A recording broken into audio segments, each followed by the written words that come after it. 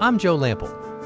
When I created Growing a Greener World, I had one goal: to tell stories of everyday people, innovators, entrepreneurs, forward-thinking leaders who are all, in ways both big and small, dedicated to organic gardening and farming, lightening our footprint, conserving vital resources, protecting natural habitats, making a tangible difference for us all. They're real, they're passionate, they're all around us. They're the game changers who are literally growing a greener world and inspiring the rest of us to do the same.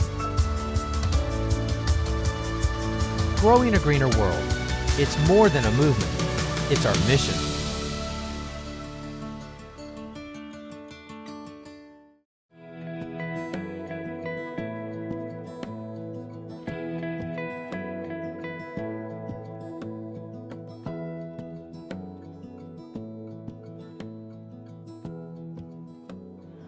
Founded in 1989, the Northwest Flower and Garden Show here in Seattle, Washington has been inspiring gardeners for years. Now famous for its incredible display gardens that feature the latest in gardening trends, they also showcase green outdoor living and sustainability. But more than that, it's a place to bring all of these people together under one roof to share one common passion, and that's gardening.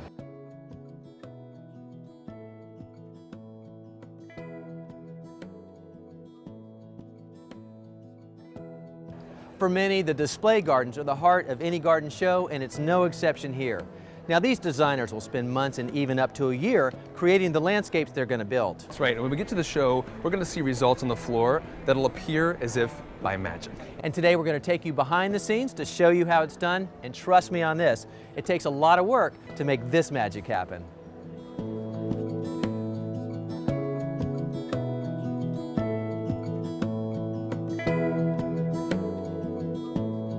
All right, so we just got in from the East Coast to the Pacific Northwest, and it is crazy. Now all the designers, this is their first opportunity to bring everything in here, from the rocks and the boulders and the trucks that bring it all in.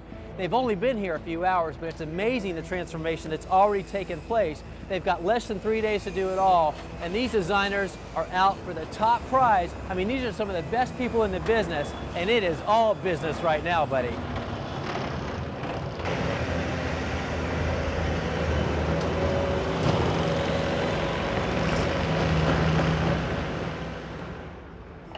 All right, it's so busy around here, these people do not stop. I mean, I'm talking probably breakfast, lunch, and dinner right here, just some snacks. But they're so energized, the adrenaline keeps them going. We're talking blank slate here. Earlier today, nothing but concrete floors. Hours later, things are really taking shape. But this is what's so cool about this perspective. If you're at home and you're thinking, I want to do a total makeover, you got the blank slate. Well, this is where it all comes together in the show, and it's where it can all come together at your house. Right now, it's just a matter of hardscapes being stacked up. In a couple days, an incredible paradise, and we'll bring you back right here to see the change.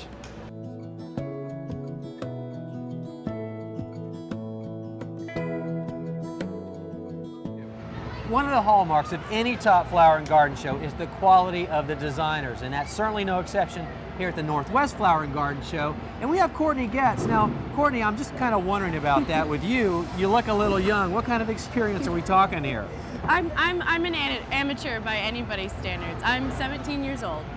She's the youngest. Well, she's tied for the youngest. She's the youngest female. They had a 17-year-old male before, but this is your first design opportunity, right? Yes, the first all by myself. Now I can tell that she's a great designer, and there are a few clues to that. For example, they always travel light. I'm looking over here at her chair. Of course, you have the all-important plan. Of course, the wireless-enabled laptop. You got to have a camera. And Courtney, what's this? It's the Green Gardener's Guide. I have to take it with me. I'm sorry. I just have to bring it everywhere with me. She's very smart. I vote for you. But tell me more about your garden, Courtney. It's my senior project for graduation, and it has to be community involved. And so the basis of the project is I wanted to have a garden that was environmentally friendly.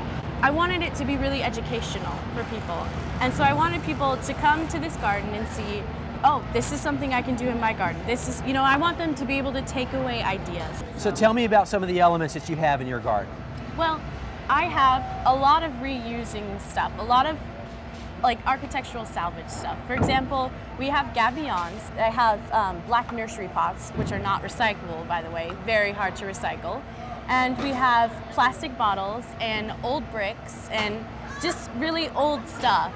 And also, you can see a part of the retaining wall is an old heat radiator, and it's just so cool. And it's just really eclectic, but you know, we just wanted to make something that was just really fun and shows people that you can give something new life and use it for a different purpose.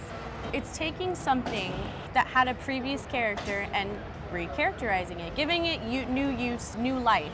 So Courtney, so you're 17, we've established that. Right. You're up against all these professional designers with all these resources and money mainly, Yes. and big time sponsors. How are you able to make a big splash as a high school senior? It's a challenge. I will not deny that. It was very hard, and there is a stipend the show gives us, but it just covers basic costs. It's nothing spectacular. So really, I try and get as much sponsorship as I can, and I just say, this is my senior project, it's volunteer purely, and if you could just do something for the community, you know, and that's what I really wanted, and I did get it. I did get sponsors out of that. There were some things we did have to pay for, you know, and that's just how it is, and you know, but I didn't want to sacrifice the integrity of the design just because of money. You know, there's a message there too that you may have already thought about, but in listening to you respond that way, I'm thinking, you know, talking about a transferable opportunity here for people who probably are in the same situation as you are with limited financial resources, and yet they too want a beautiful garden. And what you're doing is you're giving them that takeaway, those repurposed, recharacterized opportunities through the salvage yard and through resources like your mom and friends, just as you're doing, to create a beautiful space every bit as much as anybody else here. Right. Yeah, kudos to you for that, Courtney. Thank you. So I think you should have put those close together and so the other way around. Now, some of the gardens at the show are all about pomp and circumstance, and some of them are about the plants. And we got tipped off. Our recon told us that Susan Calhoun is all about the plants. Hey, Susan. Joe. Hi. Hi. Glad to meet you. Nice to meet you too. Now, one thing that we heard in our investigation of who's doing what around here is that you are all about the plants. Is that right? I am. Okay, so tell me about that, because a lot of people are about the show, all the glitz and the glamour, but I think there's something in the name of your company that might give that away. Tell us about that. Right. Well, plantswoman is actually a term that's used in Britain a lot for somebody with a passion for plants. You can call yourself a plantsman or a plantswoman. And I really want to introduce new plants and all kinds of great things for people to see that they don't usually get to see. So the opportunity for the viewers that are coming by and looking at your garden is they're hopefully taking away some great opportunities for new plant ideas that they may not see in other gardens. Is that about right? That's what I'm looking for, yeah. Well, I love the educational aspect that you're bringing to your design. So Yeah, I think that's important. I think people can get excited and passionate about plants.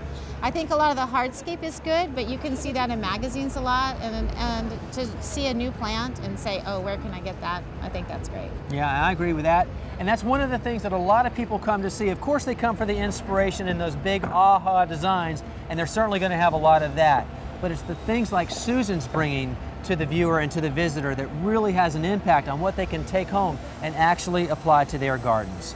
Good luck with all of this. All right, thank you. See you later, Susan. All right, see you around.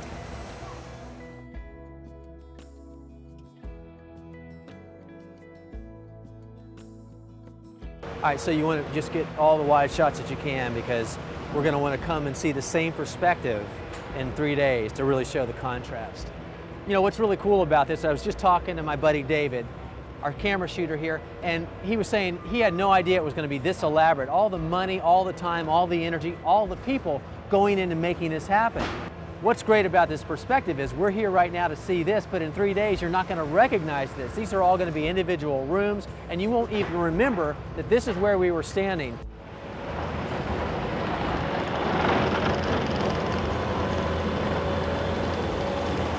So this is one of the occupational hazards and all the logistics that comes into putting a show like this together. Right now there's kind of a traffic jam going on. There's stone in the way of the aisles where the tractors and the front loaders need to go, so they're having to divert. It's getting a little congested and certainly quite dangerous right here, but that's part of the excitement and the tension that goes on during these very precious 36 hours before the show opens to the public. So David, have you gotten hit yet or had any close calls? Close, a few close ones. Now, with multiple landscaping companies and contractors all on the floor at the same time, what might appear to be a chaotic free-for-all is really a well-orchestrated event.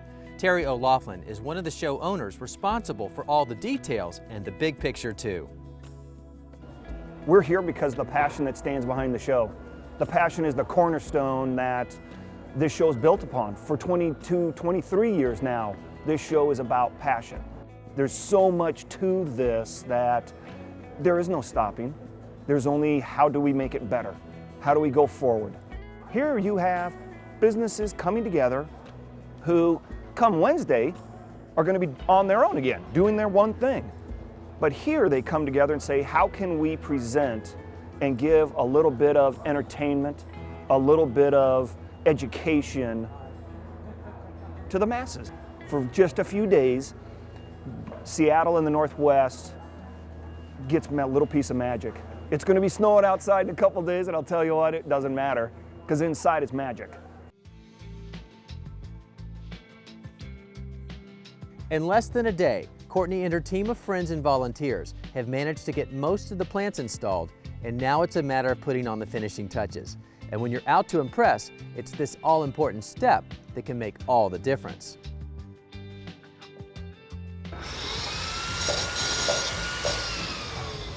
So Nancy Claire, when I was here yesterday, just 24 hours ago, looking into your garden, it was just really some hardscapes, some stones stacked up with a lot left to go. But you're not a rookie at this. You've been doing this for like 4 years. Yeah, this will be my 4th year. But this is the biggest garden I've ever done, so a little nervous. Now, you specialize in rain gardens in your practice of landscape design. Yes. And this is a rain garden. Yes. Tell me about some of the elements that we're going to see here Well, once it this comes is together. a bit of an anomaly because it's a formal rain garden. And who's ever heard of a formal rain garden? Well, I hadn't either. So I decided to design one.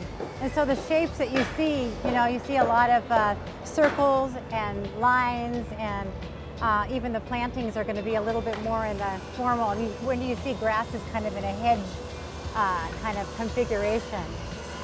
So that's what we're going to be doing. We're going to be having fun with geometric shapes and a lot of architectural elements, and using that with the rain garden. You don't usually see that combination together. I love that opportunity because it really opens it up to a bigger audience, because a lot of people probably have this idea that rain gardens are sort of swampy and not so attractive. Yeah. And you're totally changing the perspective on that. All right, so Nancy Claire, 24 hours to go. How do you feel at this point? We're a little nervous. Obviously, we have a long way to go, but I have a great team here. So. Yeah. Well, best of luck to you, and I can't wait to see the progress. And so we'll see you back here in 24 hours to check you out. Can't wait. Okay, good All right, luck. thanks.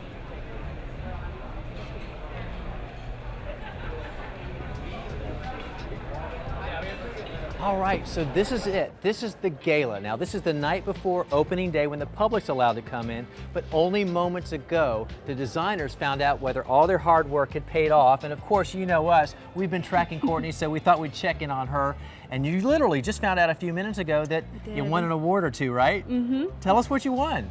I won a gold medal and the Sunset Western Living Award, sponsored by Sunset Magazine. And she says this like it's no big deal, like she wins these every day, just another day in the garden. But Courtney, this is huge. And if you forgot already, this is the youngest female designer in the history of the Northwest Flower and Garden Show. So this is huge. Yes. How are you feeling? I'm just on cloud 9. It's a little overwhelming. I was in tears earlier with my mom, but we've cleaned up a little bit. So. All right, well, fantastic. I know this is an inspiration for us, and hopefully, as you have always planned it to be, an inspiration to others, real takeaway opportunities here. Right. And we're really proud of you. I know you've raised the bar for yourself, and you've raised the bar for the whole show. Yes. Way to go. I hope so. All right, good for you. We'll see you soon. Thank you. Each designer must go through a detailed and comprehensive application process just to get into the show. So being selected for so few spaces already makes them a winner. Then the designers must adhere to the show's theme and to their stated plan as the judges view each completed project. In the end, some designers walked away with extra recognition, including this garden titled A Wrinkle in Time and winner of Best in Show. Brian Heather's Eco Chic Hotel Babylon was a winner, as was Nancy Claire's formal rain garden, with a perfect blend of sustainability and beauty. And a crowd favorite, Christensen's nursery won several awards for their design that took us back to simpler times and a day well spent.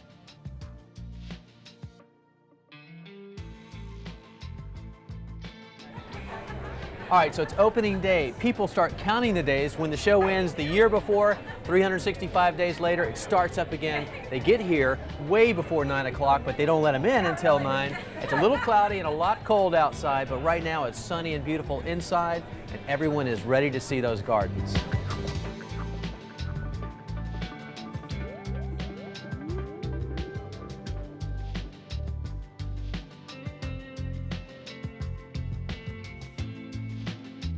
Whenever you come to a flower or garden show, especially the really big ones, it can almost seem overwhelming because, let's face it, there's so much to see. So how do you get the most out of your time once you're here? Well, whether you're a seasoned veteran or a first-time attendee, here's a few things to keep in mind before and once you arrive. Now these days, just about all shows have a website for online information, but many run a newspaper circular like this, about a week before the show begins. Inside, you'll find lots of good stuff like a show floor layout, information about the designers and the vendors, even a speaker schedule, and it's a great resource to make the most of your time once you get here.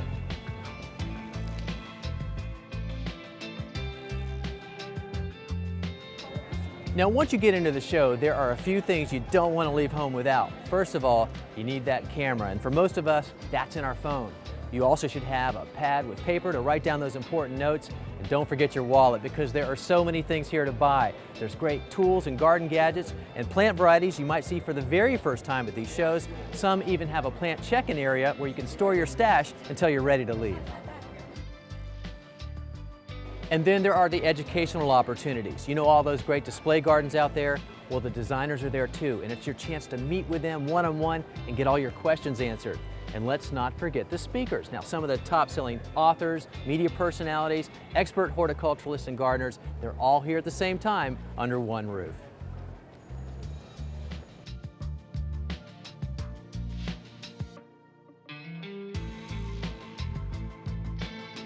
Each year, the Northwest Flower and Garden Show brings together a community of people with a common passion for gardening, nature, environmental stewardship, and so much more.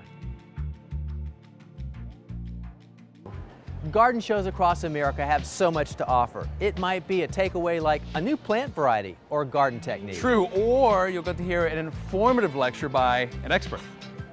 And you might even change your outlook on the environment and your role in it as a gardener. You know, for more information on this episode, our past episodes, or all of my recipes, please come to our website. And the address is the same as our name. It's growingagreenerworld.com. I'm Joe Lample. And I'm Nathan Lyon. And we'll see you back here next time for more Growing a Greener World. Is that it? Yeah, hold on. Yeah, that's it. Sweet. Great, guys. It was a wrap. Thank you. Great. Let's eat. Let's eat.